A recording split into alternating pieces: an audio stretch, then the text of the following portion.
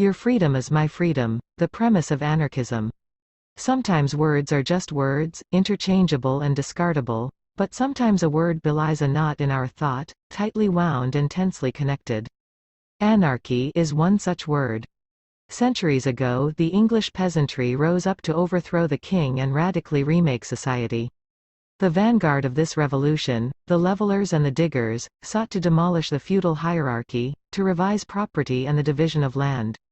In their revolt they were joined by opportunists who sought the overthrow of the king to assert their own power.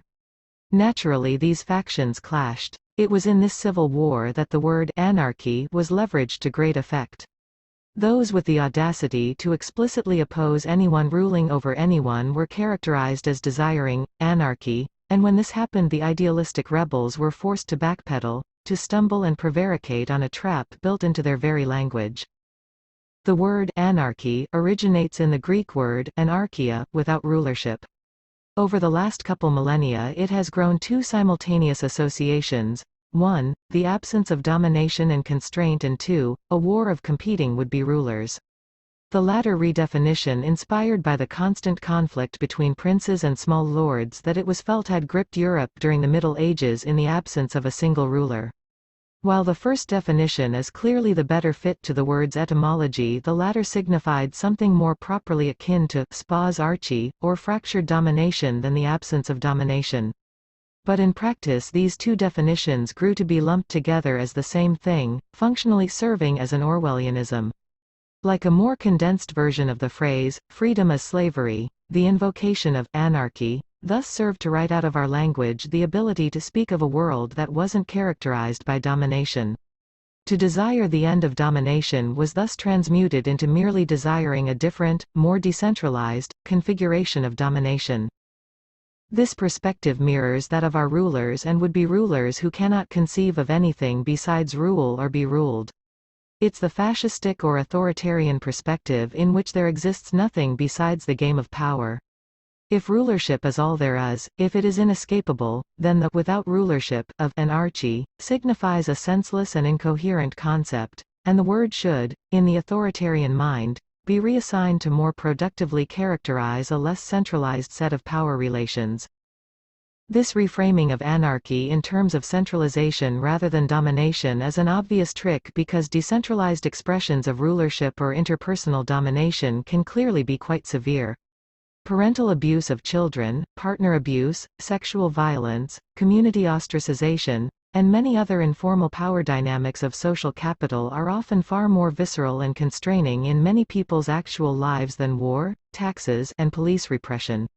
Exploitation at the hand of the thief or bandit, the mugger or rapist, the brigand and minor warlord, is hardly any different than at the hand of a cop or bureaucrat.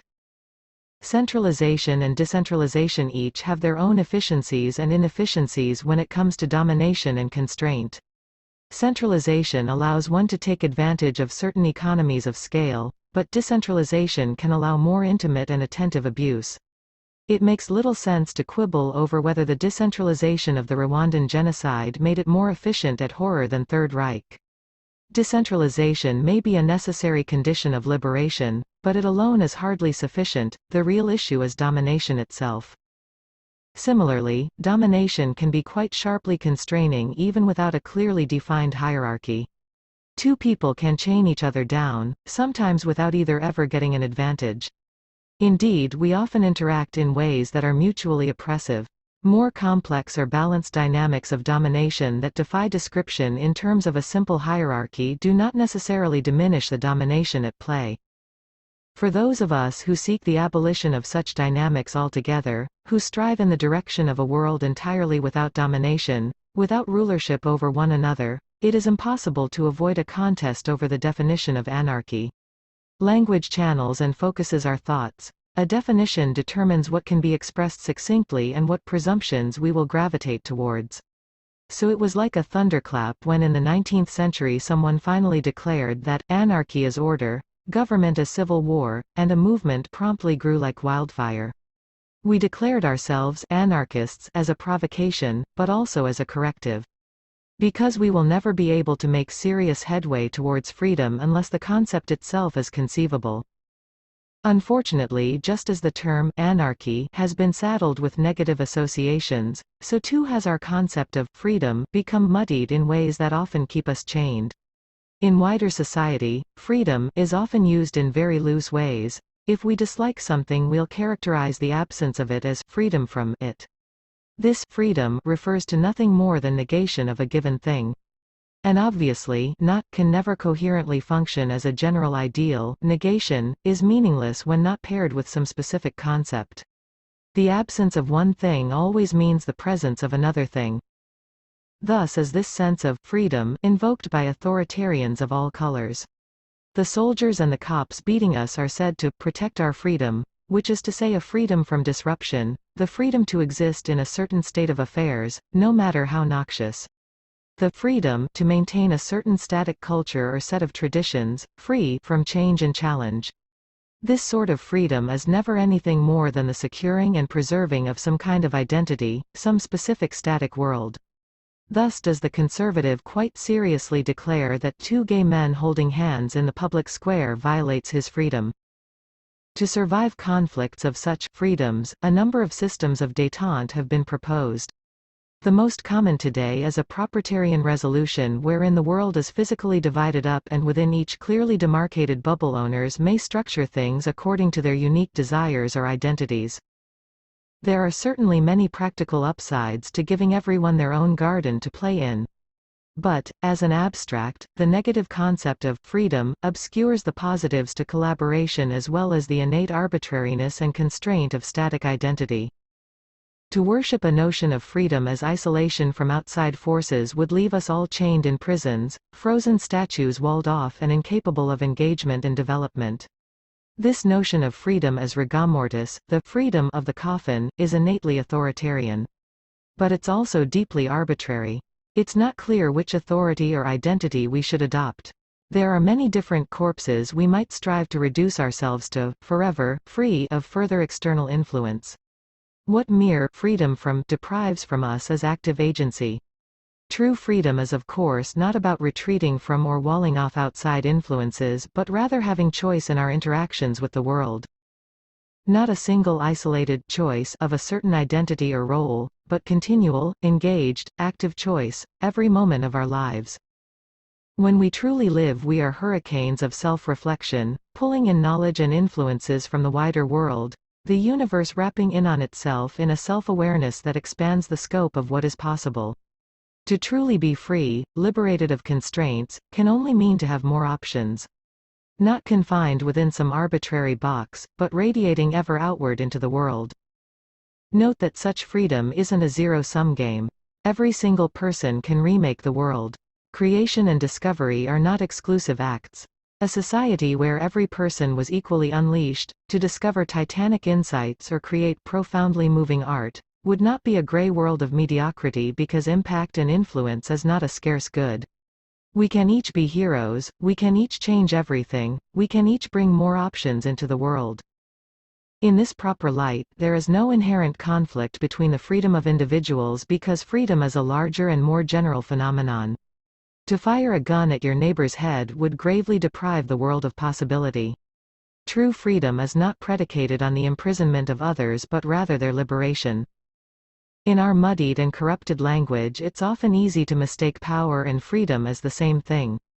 Yet unlike power, which is a kind of directed capacity, a relation between distinct entities, freedom resists disentanglement. To slice the world apart into arbitrary selves and arbitrary structures is to curtail what is possible. Rulership is always relation of constraint. Domination over another person is often assumed to expand the capabilities of the ruler at the expense of the ruled, yet in practice power usually constrains both. On some occasions the ruler does expand their personal freedom, at the cost of overall freedom, but the anemic and arbitrary sense of self required for such a trade-off is its own prison. To divorce yourself from the spark of freedom in another is to identify with something other than freedom, to reject the active spark that gives you life as an actor in this world and consign it to death in the name of some happenstance idol. Ultimately you can either value freedom or some random dead static thing. Some specific state of affairs rather than motion and agency.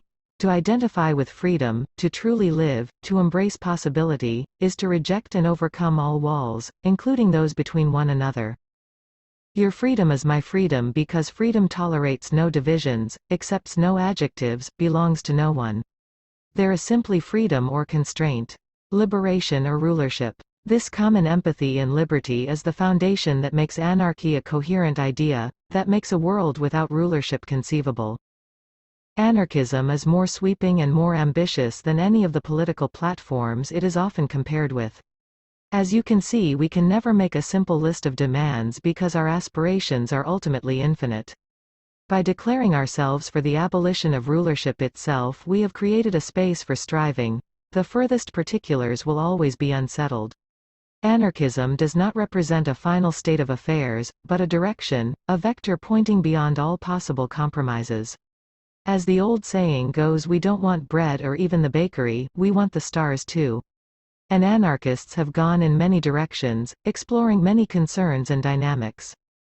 However, there are some unavoidable conclusions to our embrace of freedom. Most famously, we oppose the state. Government is defined by its monopoly on coercion, it cannot act but through aggression. Every law or edict it passes is imposed by a centralized apparatus of violence. The state is in short a forcible simplification of human relations, a system caught up in feedback loops that strengthen its tyranny. Rather than building tolerable and fluidly responsive agreements from the ground up, the state imposes one rigid vision from the top down. Its monopoly on overwhelming violence provides a shortcut to accomplishing things that bypasses full negotiations. Not only does this approach suppress freedom in the name of expediency, it encourages everyone to do the same. Once the state exists, it presents a tool that cannot be ignored. If you want to get a given task done, the state makes it enticing to do it through competing for, seizing, and directing the state's coercion. Nearly everyone becomes invested in expanding the power of the state so that it can assure or enact their desires. The state that is so often defended as a means of solving collective action problems is itself a catastrophic collective action problem, with mass murderous consequences. The state suppresses us all, chains us in service to a limited number of tasks, inherently simplistic directives that can never fully reflect our complex array of desires. The state rules us, but it always seems easier to fight for control of the state, to struggle to win the lottery for its ham-fisted power, than to dissolve its chains. States formed historically from brutal domination and have persisted so virally because they are mistakes hard to unmake. Nevertheless, at different points, enlightened people throughout history have successfully dissolved states, to varying degrees and with varying permanence. In our era, it lies before us to dissolve not just one state but the entire global ecosystem of cancerous power systems, both formal nation-states and the smaller state-like entities they encourage, from corporations to gangs to cliques, and establish a more decentralized and responsive society with not just a few token checks and balances against power, but countless social structures acting as antibodies and an entire populace committed to fighting its emergence. There are many possible norms, instincts, and patterns of organization that impede and check relations of domination, but those that worked in the past have atrophied in our society, and those approaches that show new promise are, like any radical change, challenging to establish and popularize. This is obviously no trivial task. Statism is reinforced not merely through the violent threat of the police but through a culture that embraces domination and an infrastructure that encourages centralized social relations. The state nurtures organizational and technological forms in its image, simplistic and centralized, so as to more easily engage with them, and its heavy hand distorts economic relations in similar directions, encouraging hierarchy and monopoly. We are not allowed to create or interact except in ways that are easily visible to and controllable by the state. You are either forced to work under the state itself or under a business reflective of it and compliant to it. Everyone else is shuffled into a pool of desperate, unemployed, or given welfare under intense constraints. We are in countless ways barred from providing for ourselves rather than begging before a boss or bureaucrat. Under the guise of public quality, individuals are violently suppressed for selling tamales or cigarettes, and most collective endeavors that treat all participants as equals are banned unless they can grease enough hands and jump through enough red tape. We have been systematically dispossessed of almost all means of living out from under the thumb of one tyrant or another by centuries of genocide, slavery, and imperialism. Repeated theft in countless arenas has concentrated control into the hands of the few and curtailed our opportunities. This ecosystem of power also nurtures a psychology of brutal competition, not only among those who seek its power, but also among those it represses, twisting them into seeing the world as it does, in terms of power rather than freedom. It violently simplifies our relations with one another into centralized structures and encourages us to struggle to dominate one another. Statism isolates. Its centralization is just another way to say that power severs and impedes our connectivity. Instead of distributed resilient social networks, statism stokes hierarchy and segregation, giving us each fewer options in our relations with others and holding back what is possible on the whole. This point about connectivity is an important one that strikes deeper than the specific problems of centralization. It's not enough to not be imprisoned or held down by clear chains, you have to have channels by which to act in the world.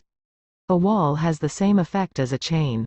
It's not enough to be able to say no to a handful of options, we must have more options to choose from, deeper and richer in their scope and impact on the world around us. And just as it severs our capacity to connect in direct ways, power cuts us off from truth. It encourages manipulation and constraints on the flow of information, which necessarily oppresses us all because a lack of accuracy means a lack of agency. The less grounded our models of the world are, the less actual choice we truly have to act within it, the more futilely our actions grasp at empty air rather than connecting and moving the world. A lie is often a complex knot that binds, and ignorance can seem to provide complex options, but simple truths open real possibilities. This focus on deeper realities rather than abstract or practical rules of thumb is, incidentally, why we are called radicals. Radical stems from radix, the Latin word for root, and signifies not necessarily an extreme position but rather a view that gets to the fundamentals of things. To be a radical is to seek to identify and address the most basic, the most deeply rooted dynamics. To start from the foundations. The radical is only an extremist from the perspective of a world that has abandoned earnest inquiry and lost sight of the most basic truths. Ours is sadly a world of good enough, of the practical, of the immediate at the expense of all else. We have all seen what such a world creates. Misery and encircling mutual enslavement. Too often we worship and cling to the barest of impressions, the most superficial of identities and common banners. We look for quick fixes again and again, hoping to solve myriad social problems and conflicts with the blunt instrument of the state, ignoring the collateral damage and deepening crises such means create. We recoil from the longer, harder, more painstaking path of building a new world in the shell of the old, of spreading and nourishing new relations, projects, norms, and technologies that increasingly make unsustainable our world's instruments of domination, a path that requires complex resistance, continual struggle, with no easy resolution, no comforting collusion. Our world is gripped in short-sightedness, not just in means but in its ends. We are caught up in a myopia that obscures the freedom to be found in others, that tells us to identify with the limits set for us, to see freedom as another flavor of domination, and tyranny as liberation from the complexities of true engagement. It tells us that we are the clothes we happen to wear and not the conscious active choice between them. It pleads with us to believe that freedom is a thing impossible, incoherent, irreconcilably fractured. Anarchism is not and has never been a proclamation that if we overthrow a given state, wherever the extent of that state is to be drawn, utopia will immediately result. Anarchism is not a claim about human nature, or a simplistic reflex of negation. Anarchism is daring to see beyond the suffocating language of power. Anarchism is the lifting of our eyes beyond our immediate preoccupations and connecting with one another. Seeing the same spark, the same churning hurricane, same explosion of consciousness, within them that resides within us. Anarchism is the recognition that liberty is not kingdoms at war, but a network interwoven and ultimately unbroken, a single expanse of possibility growing every day. Anarchism is the realization that freedom has no owners. It has only fountainheads. Your freedom is my freedom, the premise of anarchism. By William Gillis.